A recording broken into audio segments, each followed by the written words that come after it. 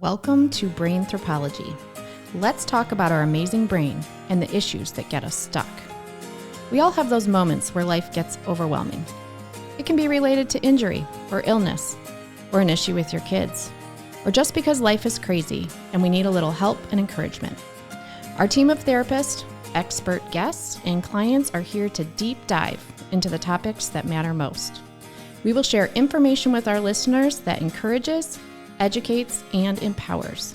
This episode is brought to you by Galaxy Brain and Therapy Center, helping clients live their best lives by implementing strategies such as those discussed in this podcast.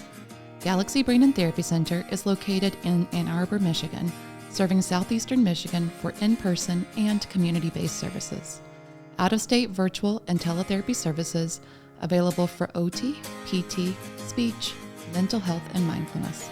Check out their website at galaxybraincenter.com. Hi everybody, this is Meg Scaling, co-host of Brainthropology, and I am here with Courtney Wang. We are here to discuss symptoms and triggers of TBI. Courtney, when you think of symptoms and triggers of TBI, what are some things that clients or people with brain injuries say? I think the biggest thing that I hear is I feel really foggy. I feel really tired. The world is overwhelming. It's too bright. All of those kinds of things are the most common for me when people walk into my office. Yeah, I think of those things, and I also think about people saying that the world is moving too fast, it's too loud.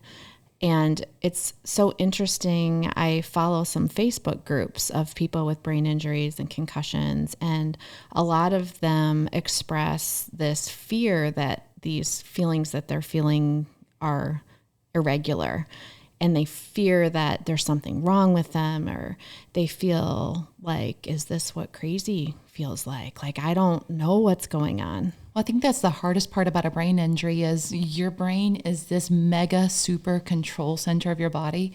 It controls my finger wiggling. It controls the feeling I have right now. It's pumping my heart right now. It's every emotion that flows through my body. That's actually my brain. And that means that if it's injured, it impacts everything. And what's so funny is some of our clients use these common words and phrases. They don't know what they're describing, but we know what's happening in there. We know that they've had this injury. Their brain is now overwhelmed by everything. It's taking so much energy now to repair their brain that basic tasks like thinking and talking is too much, or just trying to tune out that noise so you can speak to someone is too much, and you snap at somebody and you look more irritable too. So all of that, it's very explainable, but it feels so like different, and it feels like chaos in their heads. Yeah, I think it's so important as we talk today about this topic that we talk with a heart for people who have brain injuries so that they feel like they're not the only one, and they understand that the symptoms that they're having and the things that trigger them are a part of this injury. And also for them to be able to share this podcast with their caregivers, their loved ones, maybe their coworkers, and people that need to be able to extend some grace and understanding to them. I think is very validating. I had a great session with a new client, and she had been experiencing these symptoms for a year, and she wanted her husband to come in so that we could talk together about what she's experiencing. And they were both floored that I was able to put a sheet in front of them and start talking about symptoms. And this sheet I made years ago. And she's like, I have everything on this sheet. And his jaw dropped because he believed her, and he has been supportive and amazing. But to see it and to have her validated and everything that's happened in their family validated is very huge, because you can feel like you're alone and on an island after an injury. And the caregivers can feel alone. Yeah. Like, when is this ever going to get better? When are you going to snap out of this? And you don't know how to help them too, right? Like, that's a huge thing, is loving someone, trying to support them, but not knowing, am I doing it the right way? So hopefully we can clear up some of that today through this podcast. Agreeing. And hopefully people will recognize that everyone's timeline is a little bit different. Yes. And to be okay with where you are in your journey and not judging where you are and knowing that no matter where you are, there's hope for more. Absolutely. Okay, so let's briefly talk about maybe some of the causes of mild traumatic brain injury. And believe it or not, concussion is a traumatic brain injury. So if you've been told you have a concussion, you also have a mild traumatic brain injury. And so that can happen from a fall, from a vehicle-related accident, maybe even violence. I think violence against women or domestic partners, and it's not always women, but violence in general isn't talked about enough. But if you know someone that's in a domestic situation, there is a good chance they may have a concussion or they may have experienced some of the brain injury symptoms. Absolutely. And I would also like to point out some of those edge cases that are out there. I have a client who bumped her head on the monkey bars playing with her 4-year-old son. Never lost consciousness, never anything else. And a year later, she's walking into my office saying, I'm struggling. And I have another client who she simply bumped her head on the doorway while putting down the groceries. So I don't want to scare people and say, oh my goodness, this can be you. But at the same time, I want you to feel validated if you have had not a major injury. You didn't lose consciousness. You weren't in a car accident. You bumped your head on the monkey bars or on your cabinet door or the microwave standing up. That can still give you a concussion, which is a mild traumatic brain injury.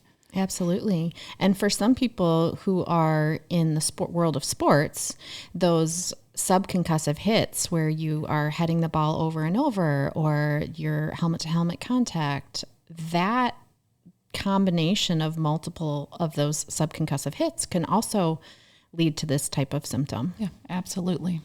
Yeah. So when we look at brain injury, we're going to call it brain injury, but we're all going to agree that brain injury can be everything from hitting your head on a cabinet to a concussion, and this all qualifies. There are some symptoms of mild traumatic brain injury that are both physical, sensory, cognitive, emotional. So let's talk a little bit about maybe if you want to talk about some of those physical symptoms that we might see. Yeah, I think a lot of people, I hear a lot of headache pain. I think that's very common in that area. Fatigue, drowsiness, and insomnia. Insomnia is a huge one, and that actually is one that is a challenge because if you're not sleeping, it makes everything harder.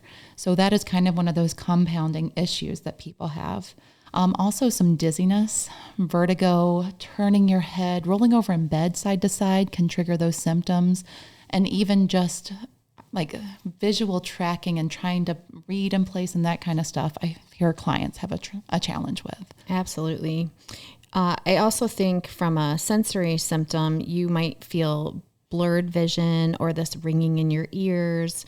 Some people notice changes in smell or taste, and this definite sensitivity to light and sound. So we'll talk about that a little bit more. And then from a cognitive standpoint, a lot of it is memory issues or concentration or mental fatigue. You notice people just not tolerating reading as much or can't tolerate conversation. I think conversation is a big clue. When you're out to lunch with your friends and you can't tolerate the conversation and you're feeling yourself getting irritable, that's cognitive fatigue and it's sensory overload. Mm-hmm. Yeah.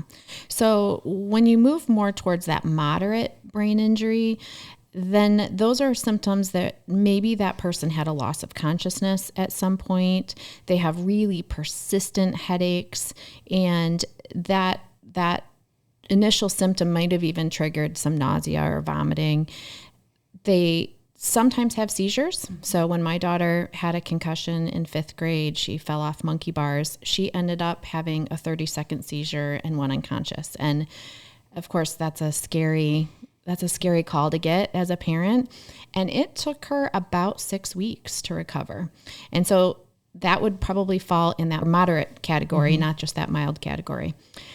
So some of the more severe symptoms that you might see are excessive fluid on the brain, an inability to awaken from sleep. So like some people with brain injuries end up being in a coma and they end up having a lot of acute care and intensive care. And then that that inability to have coordinated movement. So some people with severe brain injuries, it's more physically obvious because their coordination is challenged. They might not be able to use all of their limbs like they could before. Their posture might be compromised. And then on a cognitive level, it's more of that profound confusion, definite inability to follow that daily task or their daily routine. Well, and this is something that is actually hits home for me. This was the story of my dad in high school. He got hit in a football drill, and I don't think he actually lost consciousness. Granted, this story's from the 70s, so who knows what really happened. So he was in high school. He was in high school in the 70s, and he was playing football. He was hit in a bully in the pin drill while the players stand in a circle and somebody's in the middle. The coach calls out numbers, and you get hit from any direction. Sounds like a great drill, knowing our career path. So my dad was confused. He was wandering around our tiny little town, didn't make it home, was completely confused. Fortunately, we had a great hometown doctor who was a family friend who saw my dad and realized he had swelling on his brain and rushed him to Savannah, Georgia, and he ended up having a shunt placed because he had so much swelling and fluid on his brain. So he was confused. He had that swelling on his brain. His pupils were probably dilated. He had all of these symptoms that we're talking about in this scenario. So when you look at symptoms in children, it's a little bit less obvious. And I think we both have stories to share on that, unfortunately. Unfortunately, this is the worst thing that people in our profession, knowing that we do brain injury for a living, both having children who've had a concussion, it is the most scary and gut-wrenching experience that you will have as a parent, for sure. Right. So both of us have had children with concussions, and my daughter was in about 5th grade when it happened. And it was a lot of crying, a lot of sleeping, a lot of fatigue. But if you look at what happens if it's an infant, you know, when they're very small, you're looking at changing in nursing habits or this unusual irritability, or maybe they don't want to play with the toys that they used to love to play with. This changing in sleep habits, again, for infants, usually, maybe not always, are on somewhat of a sleep schedule, and changes in that might be a sign that there was a brain injury. And then just this drowsiness or sadness if they're like a 2 or 3 year old, and just more emotionally liable. Yeah, I would say in all of our kiddos, it's really looking for any change in behavior where it's there, you knew that there was an injury or something happened. And if you're noticing a drastic change in behavior, and drastic in babies can simply be just not eating as much. So any of those changes in behavior, if there's a known hit to the head, then I would definitely seek medical attention. Absolutely. My son was 2, and we were visiting family, and he stood on a blow up mattress. And of course the edge of a blow up mattress is not stable for anyone, let alone a 2-year-old. And before he fell, he was verbal. He had all these words. He talked early, and he fell and hit his head on the TV stand. And you could tell instantly he wasn't talking, he wasn't interacting, and it was a full 2 or 3 hours we were watching him, and we took him right to the ER. I hadn't even unpacked my luggage rack because we had just got there in the middle of the night, fell asleep, woke up in the morning. I was so upset as a parent that I actually drove my van into the parking structure with my luggage rack on it. And it didn't all fit. It was like one thing after another. But that was the sign that my son was having issues, because he was suddenly nonverbal. Right. My daughter had a sledding accident this winter, and hers was uncontrollable sobbing for an extended period of time where I couldn't console her. She asked me the same 3 questions probably 50 times. And had no recollection of asking it, and asked them on repeat over and over again. She's so proud of her age and who her teacher is. She told me the teacher from the year before. She was telling me the wrong age. So all of those told me that we had something pretty serious in that situation. Absolutely. So if you're a parent, don't ignore that. Don't ignore that emotional change. Don't ignore that cognitive change. Really seek help. Make sure that there's not something else going on, and get the support that both you and your child needs. Also advocating for them in school. So my 5th grader was a very advanced child in reading and math and was in special advanced classes. And when she had her concussion, she forgot how to do basic subtraction. And when the neurologist was going through that, she just started crying because she knew, I should know this. How come I don't know this? And it's scary to the child and to the family member. But recovery can happen. The brain will recover. And so that's an important thing that, we always emphasize is neuroplasticity, and there is recovery and hope. Yeah. And the first thing is, after you see your doctor, rest. Absolutely.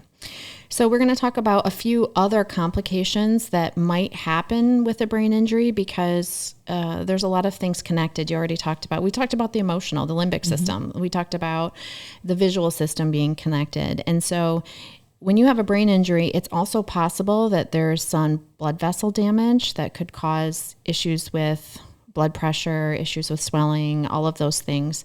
Headaches can get worse. When you mentioned that can be a chronic problem, where it used to be an intermittent headache here and there, along with vertigo. If you think about when you hit your head, often the other structures are also shaken. So if you hit your head, it's very possible that your inner ear and the very complex and sensitive structures of your inner ear might be affected, which would affect your vertigo and dizziness. Think about some of the traumas that could happen at the base of your neck and with whiplash. So a lot of whiplash injuries are similar to traumatic brain injuries, because you are in that whiplash motion, that coup contra coup, you are actually damaging both the front and the back of your brain by it moving forward and back. And we talked about this a little bit in the concussion podcast. But when you have that and it affects the base of your neck, that's where a lot of your cranial nerves run through. So you have multiple cranial nerves that all innervate your sense of smell, your sense of taste, your vision, those sensory problems, those dizziness problems, that ringing in the ear and hearing loss. All of that could be attributed because of cranial nerves that might have been damaged in the process. Yeah, I think a lot of people assume if they have an injury and they bump their head in the front, well, most of my issues should be things that are controlled in the front of my brain. But because your brain is suspended in this fluid, it can slosh around. And so it's so common. One of the things I always check with every client is the visual system, because most of the time, a lot of our injuries are running forward. We stop, we get impact in the front, which is a lot of those executive functioning skills of thinking, problem solving, time management, all of those things. But then when you come backwards after that impact, that is when it hits that visual system in the back. So it's never just one piece. And so the one thing that I would encourage everyone is, don't judge your symptoms if they don't make sense, because it's a brain and every brain is different and they're so complex. So whatever your symptoms are what they are, and that's what we should be working with. Absolutely. And there might be some things that we don't bring up that are your symptoms, and that doesn't mean that they're not valid. Mm-hmm.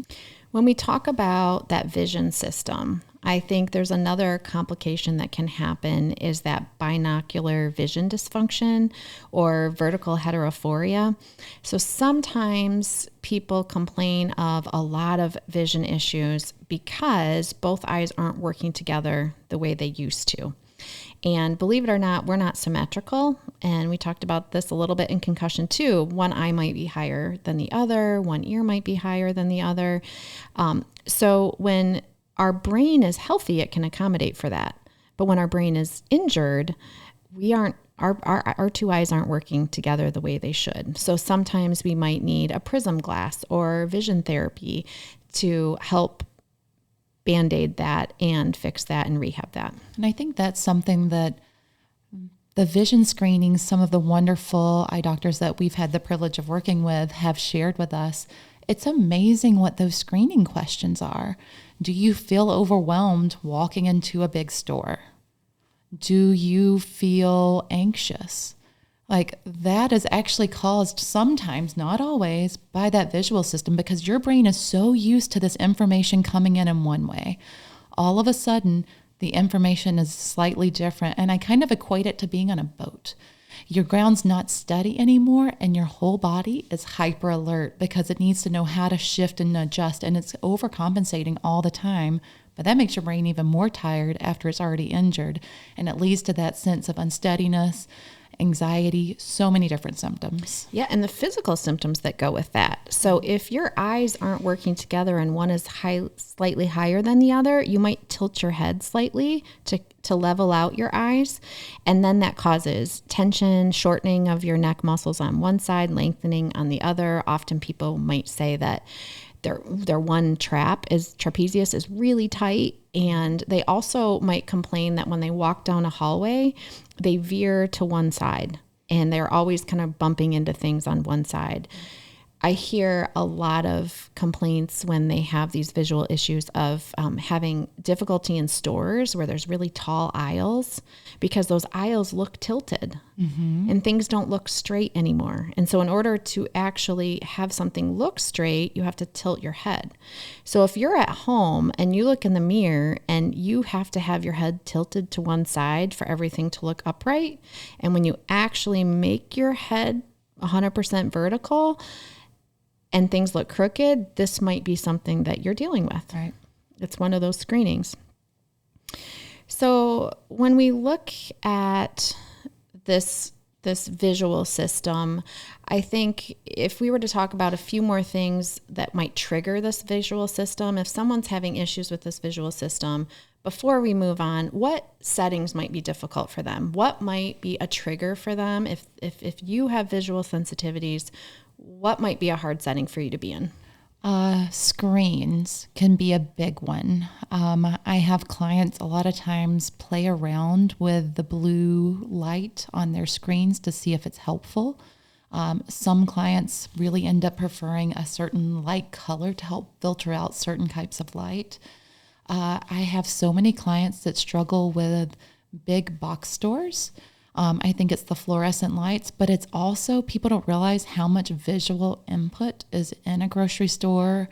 If you walk down the grocery store aisle with the cereal, that is nothing but flashing colors blinking right by your eyes as you walk down that aisle.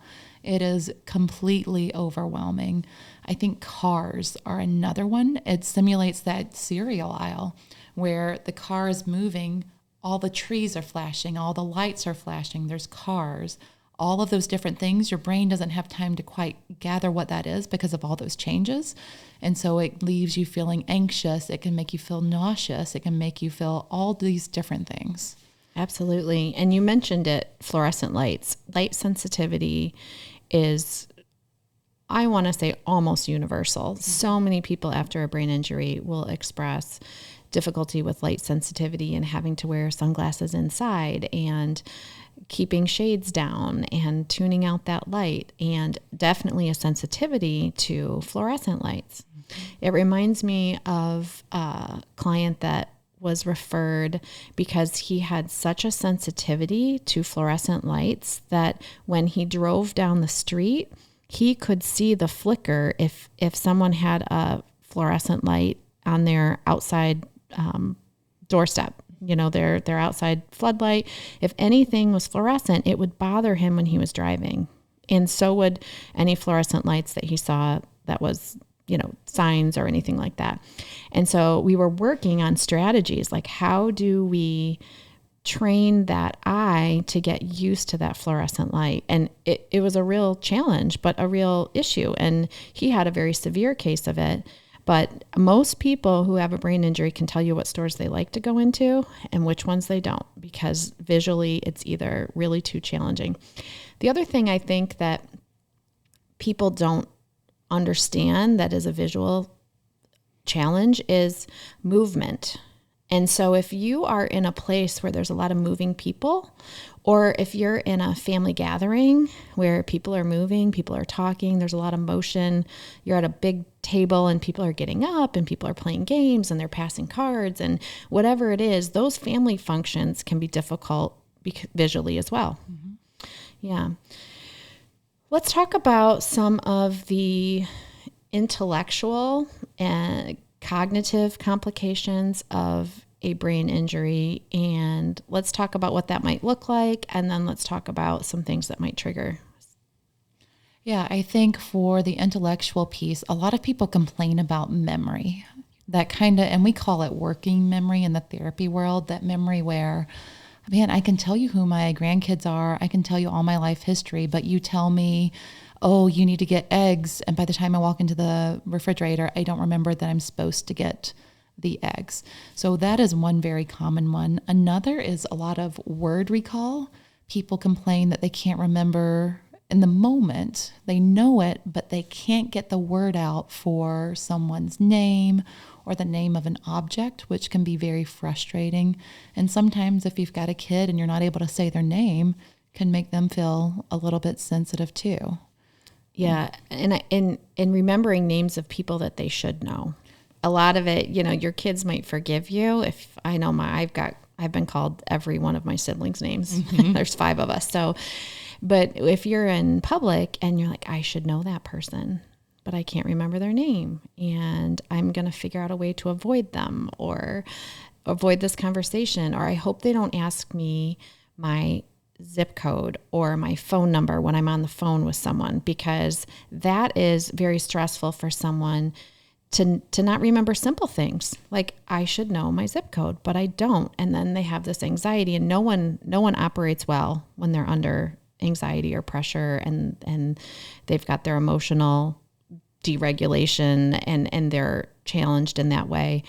It just is a cycle that starts to become really traumatic. Mm-hmm. And so I think a lot of our clients get put in situations where they don't feel confident in their cognitive ability, and maybe they had a bad situation where they called to get a prescription refilled and they felt like they sounded like an idiot because they couldn't remember their address or their phone number, and then that trauma made it such an anxiety-provoking task that they didn't want to try it again. It's hard because it almost becomes a self-fulfilling prophecy and also builds up that anxiety, so everything stays harder. And working in that anxiety, fight or flight, you just can't access the cognitive capabilities you have because your brain's just trying to survive in that moment.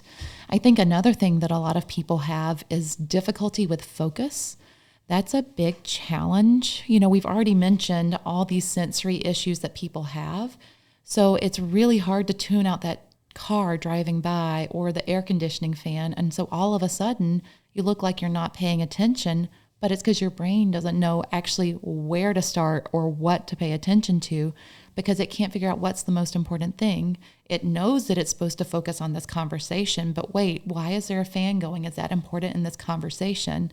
And it's interesting how your brain doesn't know what to give weight to in those situations. Yeah, and the processing time. So I think about when you're having a conversation with someone, and I tend to talk fast. I tend to talk really fast. And I had a client tell me, if you're going to talk this fast, you need to leave. Because I was overstimulating her. And she needed time to sit and process what I was saying. And so I think if you're with someone that has a brain injury, slowing what you're saying down, giving them time to process. I learned this most recently, even in a leadership meeting, that some people are wired to just give a response really quickly. And some people are wired to be thoughtful in their response and take a few minutes or even a few seconds to give a thoughtful response. So with a neurotypical person that hasn't had a brain injury, as a society, we need to be better at listening and pausing and giving people that time to respond. And then when we look at someone with a brain injury, sometimes they're still focusing on the first sentence that you said, and they've lost the second, third, and fourth because they haven't had time to process the first thing.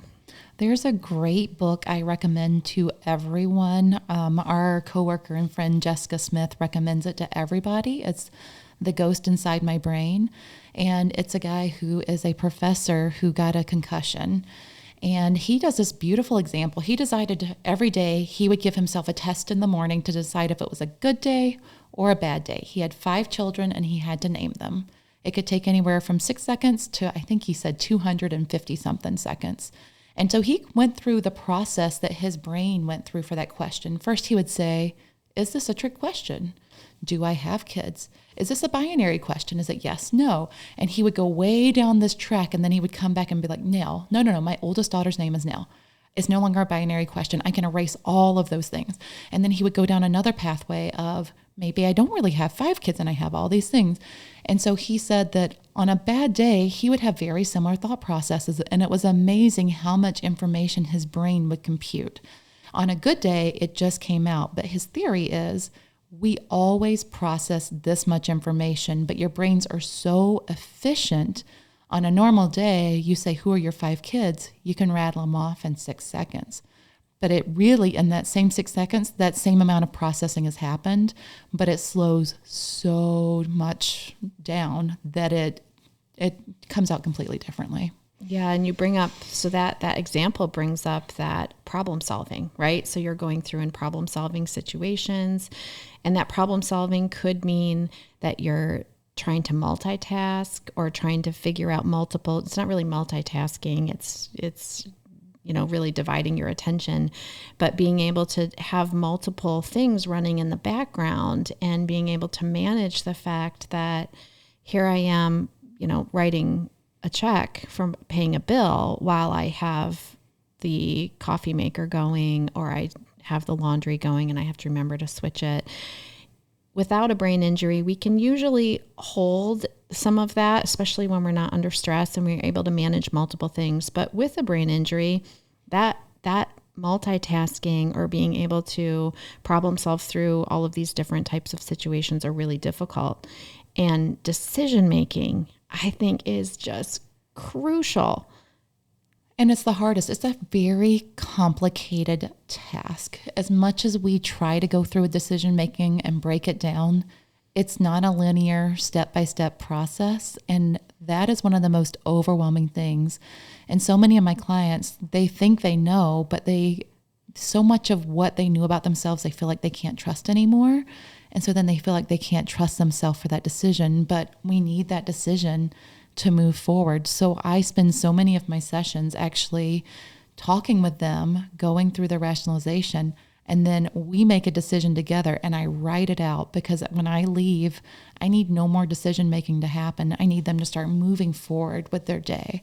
And I think that's essential, is figuring out how to make those decisions again. And having those tools. So it's really important to understand, what is your tendency. So some people have a tendency to decide, I'm not sure, I'm going to retreat. Like, for instance, let's say you have to buy a sweater for a wedding or a dress for a wedding, and you're heading and you have 5 or 6 options and you can't pick one of them, even though all 5 or 6 are good options. You're in the store, you've been in there too long, you're starting to get anxious, you don't know which one to pick, so you just say, forget it, and I'm leaving. And then there's the contrary, where some people say, I've been in this store too long, I'm getting sick, I'm anxious, I got to get out of here, and they buy all 6. And they bounce their checkbook because they didn't think through it. And so there's different ways of handling it, and you have to know yourself. And so for the person that didn't buy anything, I had a client where I had a keychain, and this person would spend hours going to the store and then would have all this anxiety, and then she would leave empty-handed over and over again. And the amount of days she spent getting up the courage to go to the store, and the amount of time she spent, and the amount of gas and all of that to leave empty-handed was just so defeating. So I had a keychain, and I just wrote on the keychain, buy what's in your right hand. And that was a strategy that we had. So you are not going to leave empty-handed. You are going to put whatever you want in your right hand, and you're going to buy it. And you have obviously different strategies for people who decide to buy everything, right? It's the opposite. You have a different strategy for that. But all of that is cognitive functioning related to this brain injury. And I think that cognitive functioning ties in so much to those communication challenges that a lot of people have too. You don't realize how much decision-making plays into a conversation. Wow, should I comment on her shirt, or is it inappropriate to comment on her shirt? And not being able to trust yourself with that, but those finding problems as well. A lot of that creates social anxiety, which also can be very isolating for a survivor who they've been through so much, but the world doesn't understand.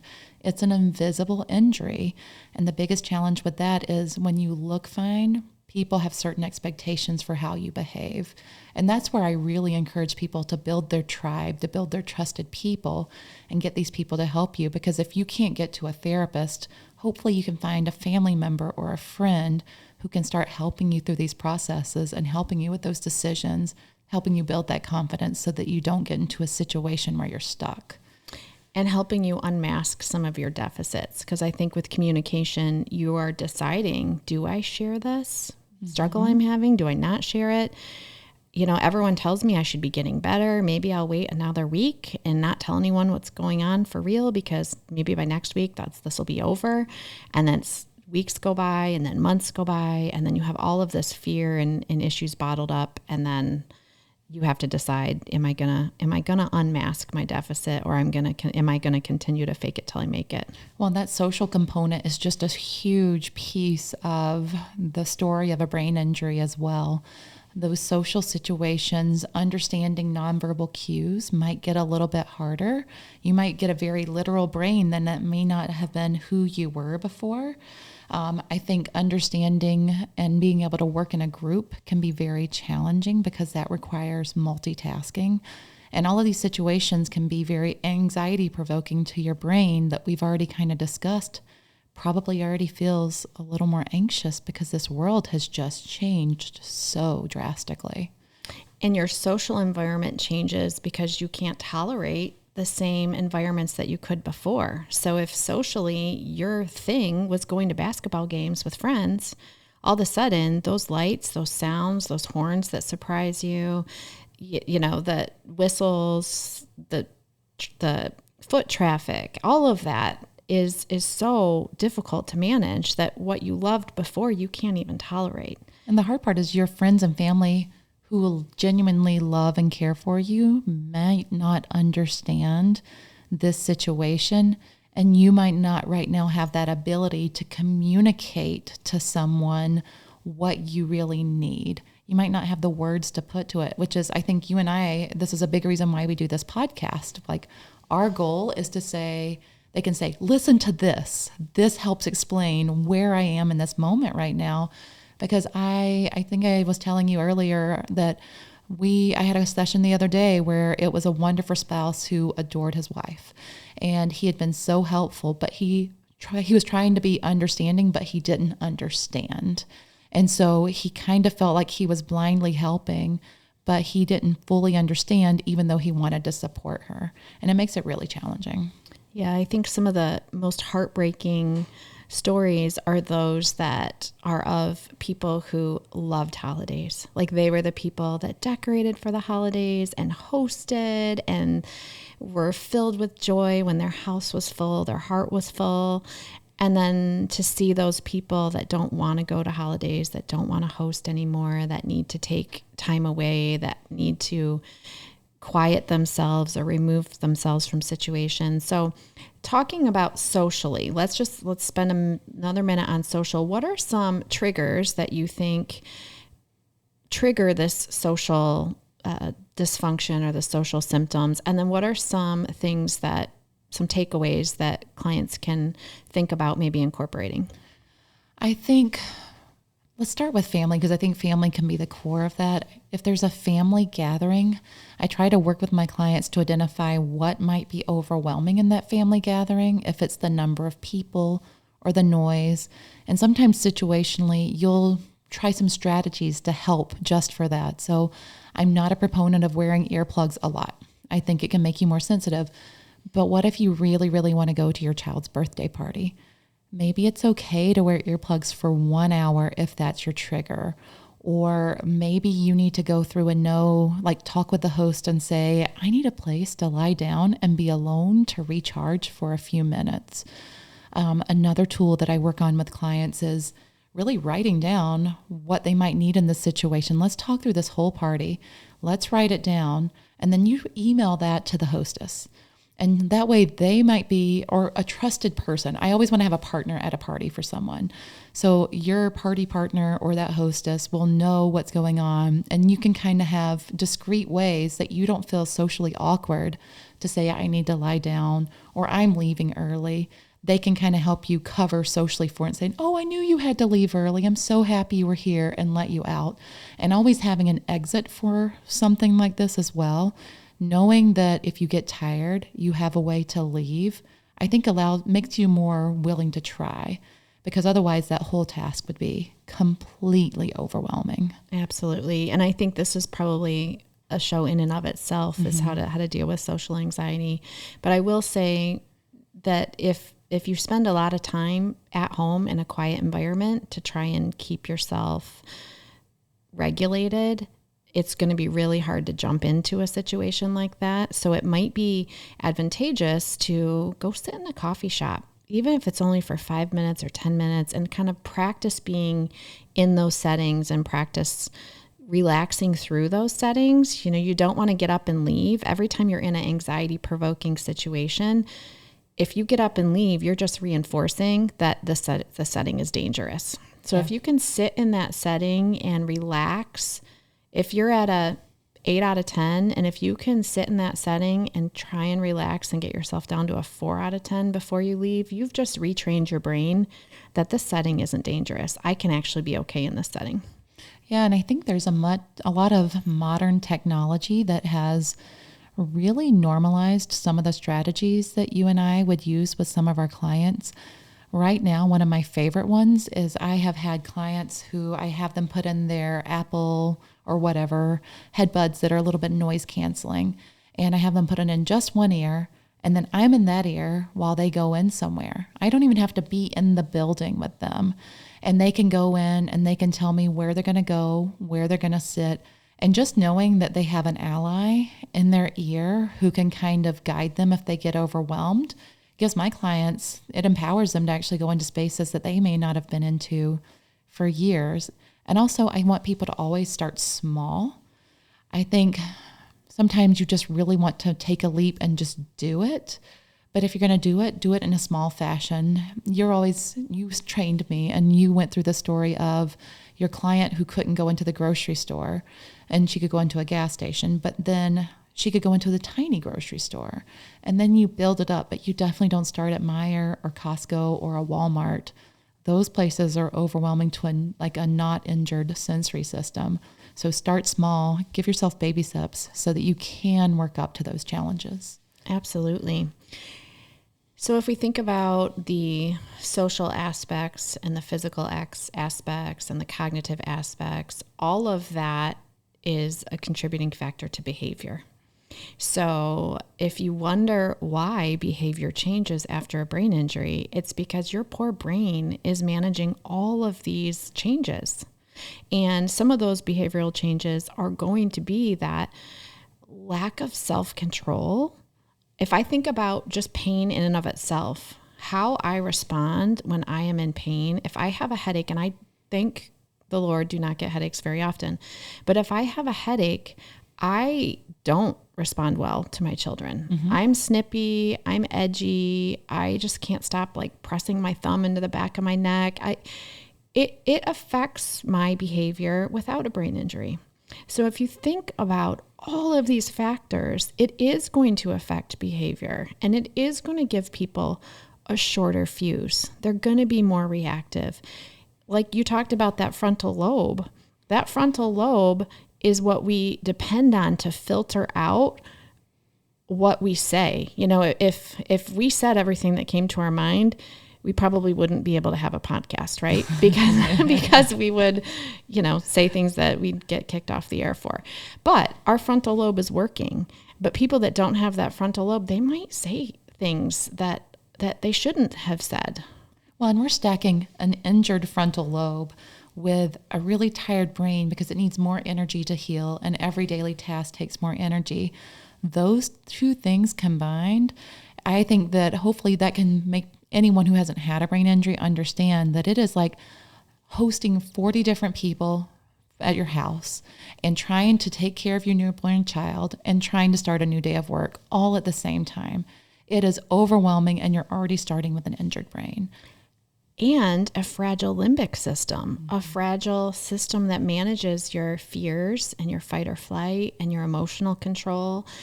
And so it sets you up to have challenges in all of these areas of life. Yeah, and I would hope that if you love someone who's had a brain injury, just knowing that sometimes the behavior you see in the moment is not that person. That's their overwhelmed brain who's just reactive.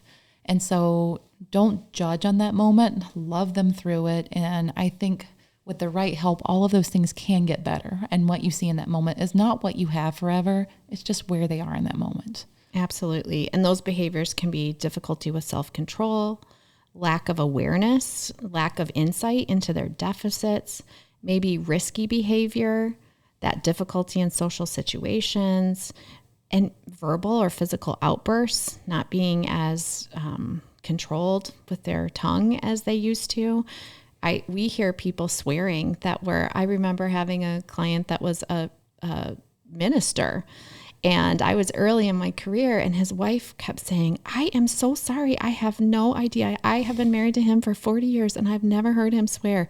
And he was swearing like a sailor, like more than any other client. And that's not him, but he didn't have that filter. And for whatever reason, those were the words that were coming to him. Deep frustration. Yeah. And so you're going to see that, but then you're also going to see some of these emotional changes. So someone who's never struggled with depression before, or maybe mild depression, might be in a deep depression after this. They might have anxiety that they didn't have before, and it's showing itself in ways that you've never seen this person react. Mood swings, irritability, this lack of empathy for others. If you can't feel for yourself, how are you going to feel for others? How are you going to really be able to be there for others if you can't even be there for yourself? And I also think this distrust of self and that self-confidence is so low. We have a tool at work that it's, I don't know if it's like 50 or 60 words that are words that describe emotions. And I love to give this worksheet out, and it basically says, circle all of these emotions that applied to you before your accident. And it could have been creative, thoughtful, intelligent, sleepy, irritable. It could be all good and bad. And you see how they circled, how they viewed themselves before their injury, and then how they view themselves now. And that's that critical difference of your emotions. Your whole world changes. Your aspect of yourself, your personality, how you behave changes. And just understanding that change is a result of the brain injury, and it's not you. It's not your personality. It's a brain injury that needs therapy to help work through. And I think that's scary because we feel like, I'm 40, right? So I feel like I know who I am as a person. I know that I'm a calm, compassionate person.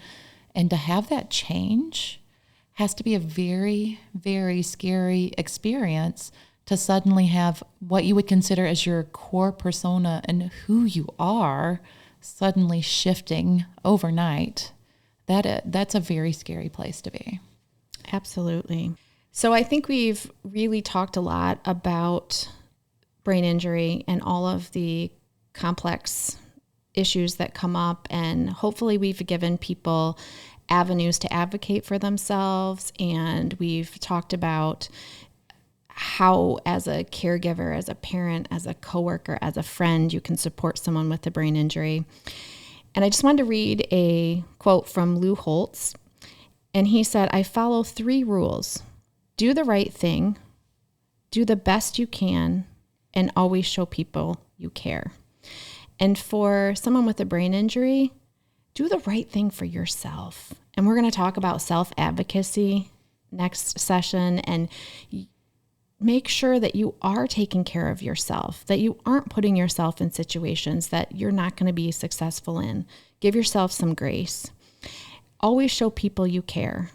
And so even if you have a shorter fuse, you can say, I didn't react the way I wanted to, but I love you and I care about you. And we'll figure this out.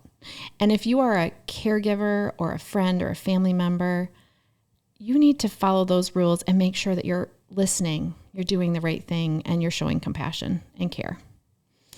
And as always in our podcast, we end with, be courageous and move forward in your day with hope, joy, and purpose. Thank you. While we love what we do and are as passionate as they come, the information on this podcast and discussion is for educational purposes only and should not replace professional medical advice. Please consult your own healthcare provider if you are seeking medical advice, diagnoses, or treatment for you or anyone else. We do our very best to provide correct information, but please understand science and medicine is ever-changing. We welcome feedback, comments, suggestions, or correction of errors. This disclaimer applies to any guest or contributors to the podcast or blog.